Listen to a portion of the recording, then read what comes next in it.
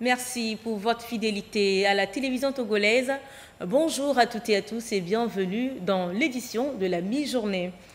2 ans après sa mise en œuvre, le programme d'urgence pour la région des Savanes-Pios a impacté positivement les populations bénéficiaires, raison pour laquelle le chef de l'État a décidé de son extension sur l'ensemble des régions économiques de notre pays.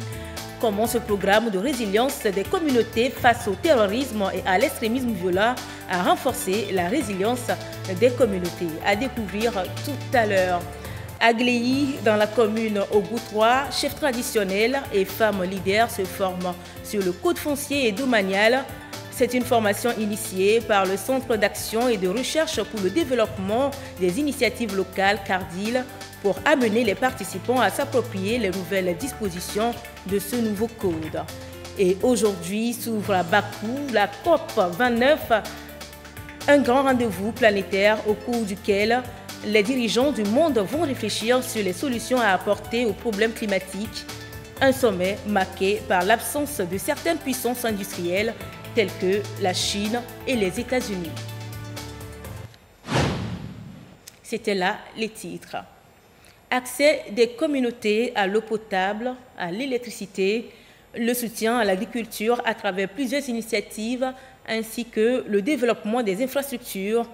En 2 ans, le programme d'urgence pour la région des Savanes-Pios a nettement impacté cette région.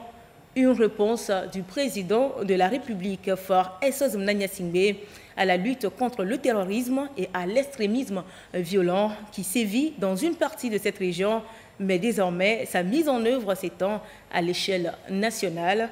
Ainsi en a décidé le chef de l'État. Quels sont les résultats qui ont motivé cette décision? Uri Chabega nous répond dans ce sujet. Avec un investissement initial de 50 milliards francs CFA, le programme d'urgence pour la région des Savanes-Pios a changé le quotidien des communautés depuis 2022. Les populations des savanes ont davantage accès à l'eau potable, à l'électrification rurale et un soutien à l'agriculture. Parmi les réalisations notables, environ 80 000 personnes supplémentaires ont eu accès à l'eau potable. Un progrès rendu possible grâce à la construction et à la réhabilitation de forages, ainsi qu'à la mise en place de systèmes d'irrigation pour soutenir l'agriculture locale. L'électrification rurale a elle aussi été renforcée avec 15 000 ménages supplémentaires raccordés à l'électricité. Cette augmentation a permis de faire passer le taux de couverture électrique de 22% en 2021 à 27% en 2022. Dans le secteur agricole, le PURS a soutenu l'aménagement de plus de 1000 hectares de terres agricoles et la distribution de 21 000 tonnes d'engrais, ce qui a contribué à améliorer la sécurité alimentaire et à renforcer les moyens de subsistance des communautés locales qui dépendent en grande partie de l'agriculture pour leur survie. De plus, l'amélioration des infrastructures telles que les pistes rurales a aussi permis de désenclaver certaines zones. Ainsi, de 15%, ce réseau a été étendu à 20%. De différentes actions réalisées qui illustrent la concrétisation de la politique de développement social et inclusive du président de la République, Faure Essos Mnangagwa. Le PURS reste jusqu'alors une réponse du chef de l'État à la lutte contre le terrorisme et l'extrémisme violent. L'objectif principal est de réduire la vulnérabilité des populations tout en améliorant la coordination des efforts de sécurité dans les zones à risque.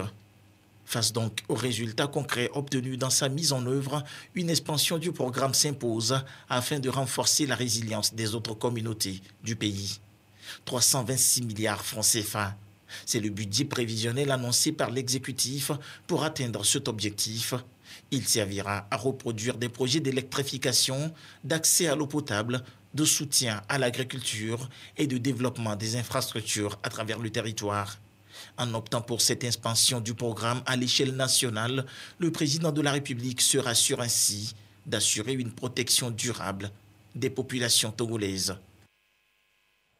Concernant toujours le programme d'urgence de renforcement de la résilience et de la sécurité des communautés PURS, une première réunion des acteurs du niveau opérationnel du mécanisme de coordination de la réponse au choc a eu lieu à Dapaon.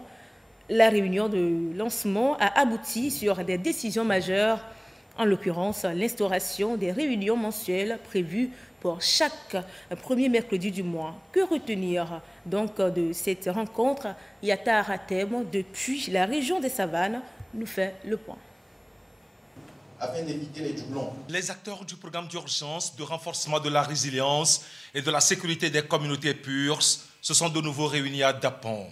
Un rendez-vous essentiel pour faire le point mensuel des activités réalisées et celles à venir avec chaque partenaire.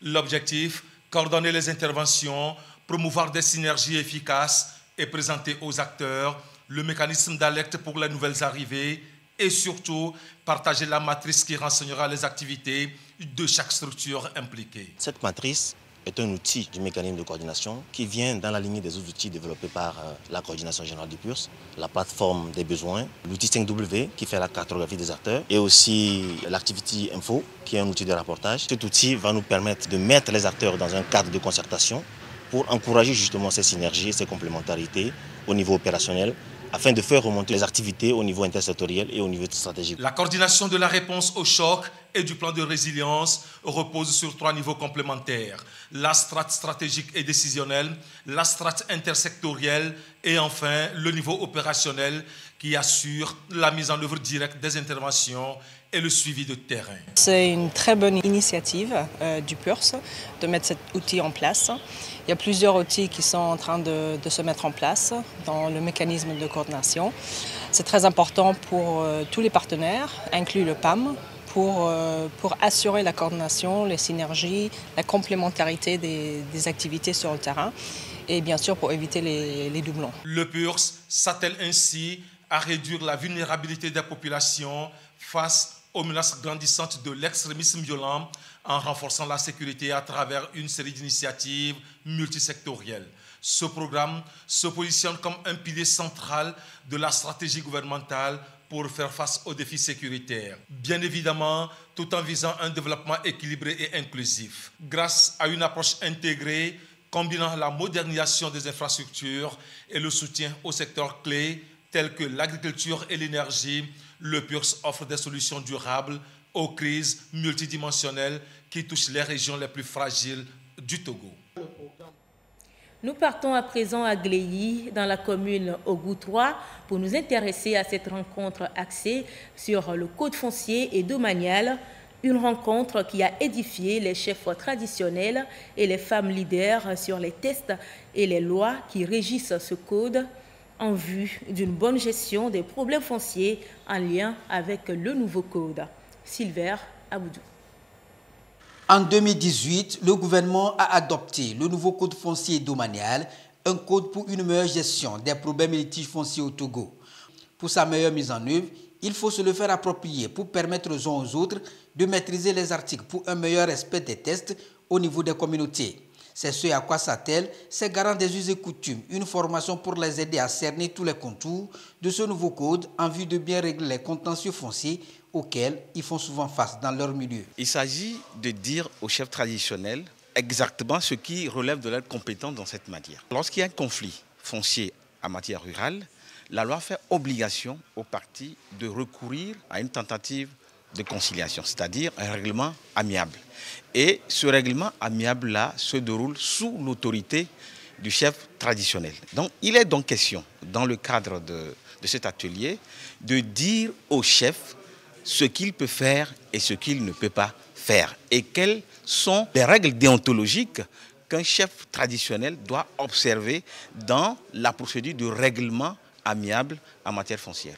Il est important qu'il maîtrise le nouveau code foncier domanial, qu'il maîtrise ses rouages pour voir comment gérer ces conflits fonciers à la maison, chez eux, dans les communautés, avant qu'au pire des cas, que l'affaire n'aille à la justice. La formation a regroupé les chefs traditionnels de la commune Ogou 3. Elle va être élargie aux femmes pour permettre un même niveau de compréhension. Par cet atelier, nous avons l'occasion de vulgariser et de faire encore mieux comprendre les textes du nouveau code foncier aux acteurs principaux qui sont les chefs traditionnels et les autorités locales. Cet atelier prend en compte aussi les femmes pour toucher le genre, ce qui nous renforce davantage. La vulgarisation de cet outil est également une manière d'amener ces acteurs à avoir une connaissance sur les dispositions du nouveau code pour un meilleur respect des droits des femmes en vue de leur inclusion sociale. Et le foncier est un moyen de production agricole et animale. Il est beaucoup plus recommandé aujourd'hui aux producteurs, l'association de l'agriculture et de l'élevage, deux secteurs clés dans le système agro-pastoral. Pourquoi associer ces deux secteurs? Quels sont donc les avantages? Sylvain Aboudou s'est intéressé à ces interrogations, dont voici les réponses dans ce dossier. Il fait la production de différentes cultures, le riz, le soja, le maïs et bien d'autres. Chaque année, plus de 40 hectares de superficie sont emblavés par ce producteur qui fait de l'agriculture et l'élevage des secteurs à haute valeur ajoutée. Depuis quelques années, l'agriculture et l'élevage constituent pour lui des secteurs qui vont de pair pour non seulement améliorer le rendement, mais aussi faire du secteur agricole une agriculture productive, moteur de croissance et de création de richesses. J'ai associé l'agriculture avec l'élevage parce que le fumier que j'utilise pour les champs, ça provient des animaux. Les deux se complètent. Si tu fais le champ seul et tu ne fais pas l'élevage, tu te triches. Si tu fais l'élevage et tu ne fais pas le champ, tu te triches. L'association des deux là, ça marche bien. Au-delà de ces avantages, bien d'autres. Ça rend faible le coût de l'engrais. Au lieu de payer 30 sacs, tu payes 10 sacs. Bon, vous-même, il faut imaginer déjà. À cause des déchets, tu ne vas pas payer beaucoup. Chaque fois, la prévision que je fais pour les engrais, je n'arrive pas à les consommer parce que j'ai autre chose en cachette que j'utilise, les fumiers. Même si tu vas dans mon champ de niébé maintenant, là où on a utilisé le fumier, tu vas avoir de nettes différences parce que c'est bien développé là-bas. Aujourd'hui, il a plus de 350 têtes d'animaux, mais il fait aussi l'élevage de volailles. J'élève les moutons, les ovins, et je fais encore quelques gros bétails, les bœufs. Donc maintenant, avec les bœufs, le mouton bon, et l'agriculture, je suis bien équilibré. Et pour l'agriculture, bon, plus de 30 à 40 hectares, tout confondu. Le maïs, le niébé, le riz, je fais un peu de tout. Son ambition, c'est de mieux répondre aux actions du gouvernement définies dans la feuille de route Togo 2025. Une politique agricole pour jouer sa partition en vue d'une agriculture plus compétitive. L'intégration donc de l'agriculture et de l'élevage est donc un modèle pour mieux intensifier la production végétale et animale afin de mieux répondre aux objectifs de la croissance économique. Pour une bonne agriculture, il faut une bonne pluviométrie, raison pour laquelle les plus hautes autorités du Togo ne veulent pas rester indifférents face aux aléas climatiques qui freinent une bonne production agricole et qui mettent en danger la vie des populations. Un plan de contingence développé à cet effet est dans sa phase d'actualisation dans la région de la Kara.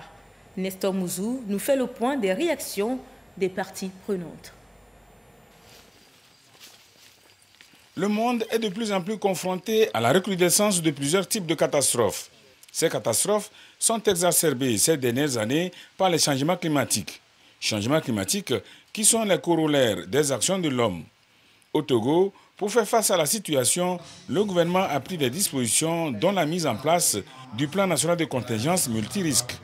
Dans l'élaboration du PNC de mars 2021 à Anéor, il a été décidé de doter chaque région de son plan. C'est dans cette dynamique que le plan régional de contingence multirisque de la Kara a été conçu en mars 2022.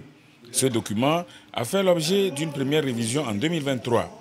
Après près de 15 mois de mise en œuvre, les acteurs impliqués ont jugé nécessaire de l'actualiser. C'est un plan dans lequel on priorise les différents aléas qui peuvent survenir dans une zone donnée. Et à ces aléas, on prévoit certaines dispositions à prendre au cas où ces aléas survenaient. Et donc c'est cette disposition que nous prenons pour pouvoir apporter une réponse efficace. Il est élaboré pour être mis en œuvre pendant une période donnée. À l'expiration de cette période, il convient de le mettre à jour. Le plan régional de contingence est un outil stratégique de défense face aux situations imprévues. Il prépare les esprits à réagir rapidement, efficacement et avec cohérence contre les événements qui pourraient menacer les activités, les ressources, les infrastructures, la sécurité et le bien-être des populations. Hors de nos frontières, la COP29 s'ouvre ce lundi à Bakou, la capitale de l'Azerbaïdjan, avec des attentes fortes sur le financement climatique, marquées par l'absence de dirigeants majeurs comme ceux des États-Unis et de la Chine. Le sommet doit répondre aux besoins croissants des pays vulnérables, alors que les coûts de lutte contre le changement climatique restent un défi mondial. Suivez. La COP29 s'ouvre à Bakou, en Azerbaïdjan, avec des enjeux cruciaux pour le climat. Chaleur, inondations, sécheresse, les négociations visent à répondre aux défis climatiques croissants. Pour les experts, l'avenir de la planète dépend de nos actions dans les prochaines années. Le coût pour lutter contre le changement climatique s'élèverait à des milliers de milliards de dollars. Le sort de la planète dépend en grande partie de ce que nous parviendrons à accomplir au cours des 5 à 10 prochaines années, tant à la COP29 qu'au niveau national. L'enjeu est donc important. D'un point de vue économique, les coûts d'investissement en milliers de milliards pour amorcer une transition vers un modèle propre sont largement compensés par les multiples milliers de milliards que coûteront les dégâts si nous n'agissons pas. Le cœur des discussions à Bakou porte sur le financement du climat. Les pays riches sont appelés à intensifier leur aide aux nations moins fortunées qui peinent à faire face aux crises climatiques. Cette année, de nombreux chefs d'État manqueront, notamment ceux des plus gros pollueurs, la Chine et les États-Unis. Un échec des négociations compromettrait les objectifs fixés pour 2025. Retrait de l'accord de Paris, promotion des énergies fossiles, dérégulation favorable à l'industrie pétro-gazière. À l'heure de la COP29, l'une des sources d'inquiétude pour le climat à l'échelle planétaire concerne le retour de Donald Trump à la Maison-Blanche. Regardez. Le réchauffement de la planète en a-t-il seulement quelque chose à faire? De climato-sceptique affiché, Donald Trump s'est mué pendant sa campagne en représentant méprisant les questions environnementales. Pour le président élu désormais, seuls comptent les gains financiers dégagés par les énergies fossiles. Nous allons rapidement devenir indépendants en matière d'énergie. Et nous allons fracturer, forer, bébé, forer. Entre autres mesures de dérégulation favorables à l'industrie pétro-gazière américaine, selon le New York Times, les équipes de Donald Trump préparent d'ores et déjà un nouveau retrait des États-Unis, deuxième plus grand pollueur mondial, de l'accord de Paris sur le climat, qui vise à limiter le réchauffement en dessous d'1,5 degré. Je pense que la première administration a été désastreuse. Nous nous sommes retirés de l'accord de Paris. Nous sommes le seul pays à l'avoir fait. L'administration a annulé des dizaines de règles qui rendaient notre air et notre eau plus propres. Elle a supprimé des mesures de protection limitant les émissions de mercure des centrales électriques. Je suis donc très inquiet pour la qualité de notre air et de notre eau à court terme. La communauté scientifique comme les défenseurs de l'environnement s'inquiètent des conséquences de l'élection de Donald Trump sur la diplomatie climatique mondiale. D'autres nations, dirigées par des populistes, pourraient en effet suivre son exemple. L'organisation britannique Carbon Brief a calculé que la seule inaction climatique de l'administration Trump pourrait ainsi coûter à la planète 4 milliards de tonnes équivalent CO2 d'ici 2030, soit 900 milliards de dollars de dommages à l'échelle planétaire. Le président dispose d'un large pouvoir pour abroger les réglementations existantes. Mais dans le même temps, les États peuvent décider d'adopter leurs propres réglementations sur les émissions, comme nous le voyons faire en Californie. Si le gouvernement fédéral est un outil incroyablement puissant, cela ne signifie pas que nous sommes à la fin de l'action climatique aux États-Unis. À l'image d'une industrie pétro-gazière qui jusqu'alors n'a jamais autant foré que sous l'administration du démocrate Joe Biden, ou bien encore des déclarations de Kamala Harris soutenant la fracturation hydraulique très polluante. Selon plusieurs experts des négociations climatiques, le retour de Donald Trump à la Maison-Blanche ne modifie pas grandement le rapport de force mondial autour des enjeux énergétiques, les États-Unis rechignant traditionnellement dès qu'il s'agit de freiner la rente provenant des énergies fossiles. L'Union des caisses mutuelles d'épargne et crédit des savanes a 20 ans. Un jubilé de porcelaine pour son dévouement et sa disponibilité au service du développement et la résilience des populations. L'événement a permis de dresser le bilan des activités et dévoiler les perspectives futures de l'institution financière. Yata Aratem. 20 ans d'existence pour l'Union des caisses mutuelles d'épargne et de crédit des savanes, UCMEX. Depuis 2 décennies, l'UCMEX accompagne le développement et renforce la résilience des communautés, y compris les plus vulnérables, en les soutenant financièrement pour leur permettre de sortir de la précarité. Nous avons la collecte de l'épargne, la distribution du crédit et l'éducation financière. Le principal bénéficiaire, c'est toute personne résidant dans la région des savanes. Nous avons un financement qui, à 90%, est à l'endroit du secteur agricole, c'est-à-dire la production agricole, la transformation agricole et la commercialisation agricole. Le réseau UCMEX ne cesse de croître. Avec 8 caisses mutuelles d'épargne et de crédit, 53 000 sociétaires au 30 septembre 2024, 93 000 bénéficiaires et plus de 6 milliards de francs CFA d'épargne mobilisés. Ces chiffres illustrent la capacité de l'UCMEX à transformer les défis en opportunités en réalisant des rêves collectifs au service du bien commun. Je suis coiffeur de profession, mais aujourd'hui, je peux dire un grand commerçant, un opérateur économique, grâce à l'accompagnement de cette microfinance UCMEX.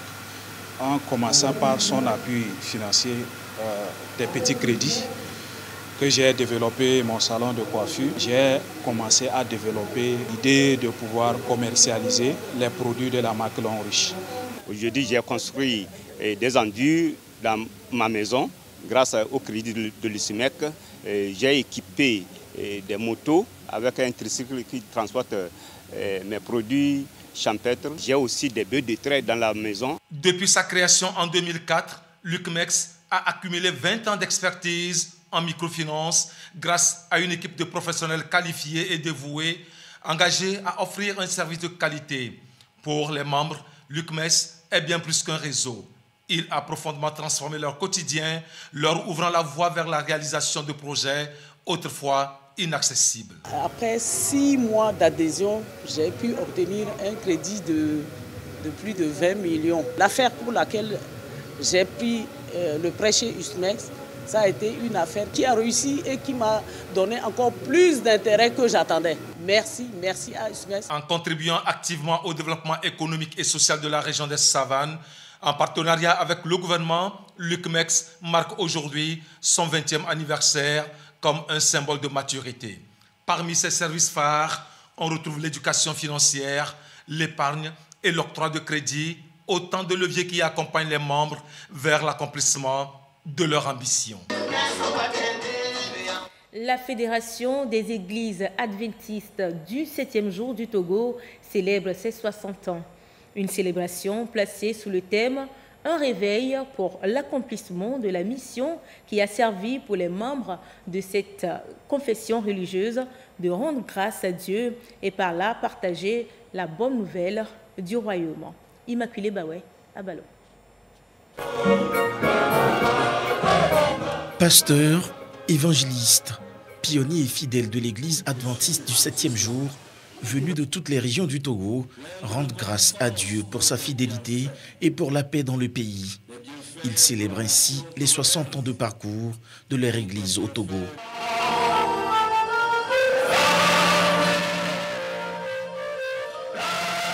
Dans sa prédication inspirée du passage d'Ézéchiel 37, le prédicateur a appelé chaque chrétien à un réveil spirituel, les encourageant à accomplir pleinement leur mission.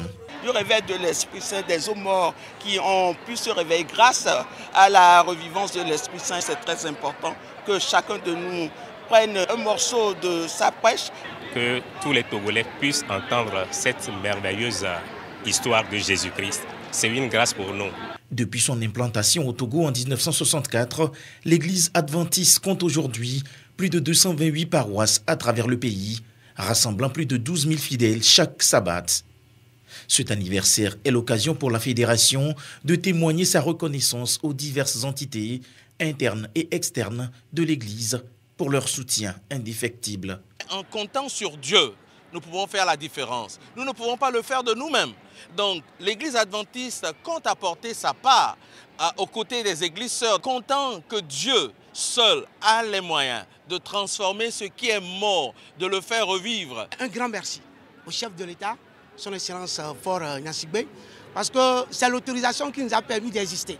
Et à travers l'autorisation, nous avons eu encore cette ouverture de la liberté religieuse qui nous permet de nous mouvoir.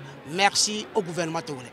Plusieurs projets sont actuellement en cours pour le bien-être des communautés, notamment la transformation de l'église d'ophtalmologie de Gléy en un hôpital général, la construction d'un nouvel hôpital à Lomé, ainsi que d'autres infrastructures essentielles. Les festivités se concluront par un concert de louanges et d'adoration en hommage au Seigneur, marquant ainsi la fin de cette célébration solennelle. Un reportage de Immaculée Bawe-Abalo présenté par Urich Amega. L'église évangélique presbytérienne du Togo, district d'Agoni, paroisse à Gouenivé, centre, est désormais centenaire.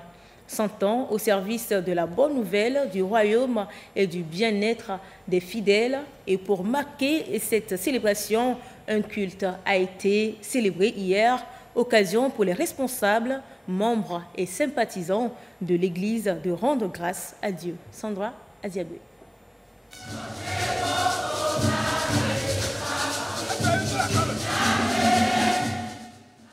100 ans d'existence au service de l'évangélisation. La raison, elle est grande pour être célébrée et pour se réjouir à ce culte d'ouverture marquant le centenaire de l'église évangélique presbytérienne du Togo, paroisse à Gouenivé Centre. C'est une très grande joie pour moi. 100 ans, ce n'est pas facile. Dieu est grand. Je voudrais profiter pour dire à tout le monde qu'il n'y a rien à part Dieu. Ces fidèles chrétiens évangéliques presbytériens placent l'évangélisation au cœur de cette célébration. Un programme de circonstances est mis en route. Lundi, le 11, étude biblique. Mercredi, on a le thème de centenaire. As-tu vu la lumière qui s'est levée? Et puis le vendredi, on aura la retraite au flambeau. Et puis le dimanche 17 sera l'apothéose. Le pasteur Adjo Kolokudjo, inspectrice de la circonscription, a délivré le message du jour. Il est tiré de l'évangile selon Marc. La prédicatrice demande en somme à tous les chrétiens d'offrir leur bien le plus précieux au Seigneur qui assure leur avenir, comme recommandation qu'ils soient des êtres transformés. C'est un jour solennel. Nous entendons les fidèles qu'ils soient des êtres transformés et renouvelés. Que l'Esprit Saint lui-même les aide à avancer dans l'unité, dans la paix, pour que le bonheur les accompagne tous les jours de leur vie. Ces fidèles chrétiens d'une même voix, d'une même dévotion et d'intention ont confié tout au Seigneur à travers la prière. Les célébrants ont tour à tour prié pour la nation, pour la paix et le vivre ensemble, et que l'amour du prochain demeure le leitmotiv de tout un chacun.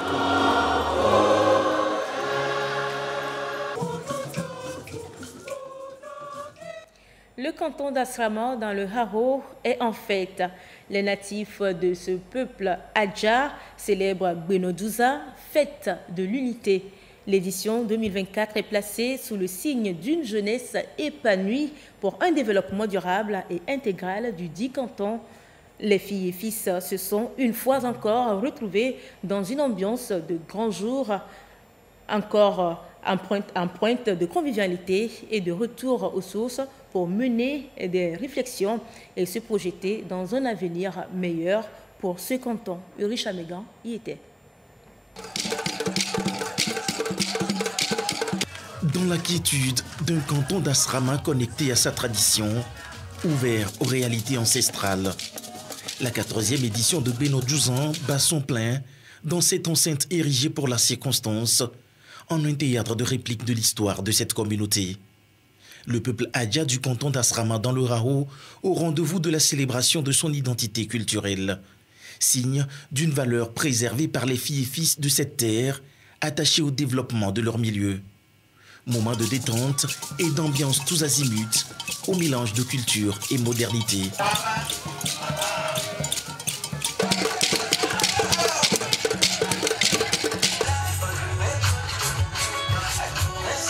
Asrama se retrouve, comme de coutume, depuis plus d'une dizaine d'années déjà. La célébration de la fête Bénodouzan est une belle initiative et comme telle, elle doit être saluée et encouragée. Elle vient s'ajouter à la grande liste des fêtes de notre pays, ces fêtes traditionnelles, culturelles ou de retrouvailles qui sont un riche patrimoine national pour les générations présentes et futures. Je profite pour lancer un appel pressant à toute la jeunesse d'Asrama, de la préfecture du Hao et d'ailleurs en disant aux uns et aux autres de saisir toutes les opportunités que le président de la République, son Excellence Fort Sozomna Gnassingbé et son gouvernement mettent en place pour le développement harmonieux de notre cher pays, le Togo. Bénodouzan ou encore la fête de l'unité. Le peuple adja d'ici et d'ailleurs veut planifier et repenser son développement autour de l'employabilité et le changement de comportement. L'édition 2024 met en avant l'épanouissement de la jeunesse comme gage d'un développement durable et intégral du canton. Nous voulons aujourd'hui que notre jeunesse soit une jeunesse entreprenante. Notre jeunesse soit une jeunesse qui prend quand même des engagements, qui ose afin que l'avenir de cette jeunesse soit assuré et le développement puisse être continuel dans le canton. Tous sont venus des 4 coins du monde pour marquer ce moment unique de convivialité qui fait taire toutes les divergences et voit souffler à nouveau le vent du vivre ensemble. Le digne fils du milieu, le ministre Edem Kokutengue, a appelé tout un chacun à préserver cet acquis et à tout prix. Pour lui, rien ne vaut la paix, la stabilité et l'unité tant prônées par le chef de l'État, Fort et Sozomna Gnassingbé. Bénodouzan a aussi honoré les meilleurs élèves qui se sont démarqués au cours de l'année scolaire passée, de quoi stimuler l'émulation.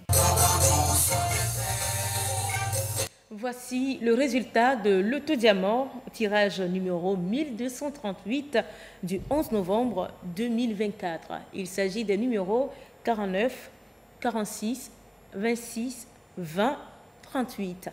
49, 46, 26, 20, 38. Voilà qui met fin à ce journal. Merci à vous de l'avoir suivi. Très bonne suite de nos programmes sur la première. Bon après-midi chez vous.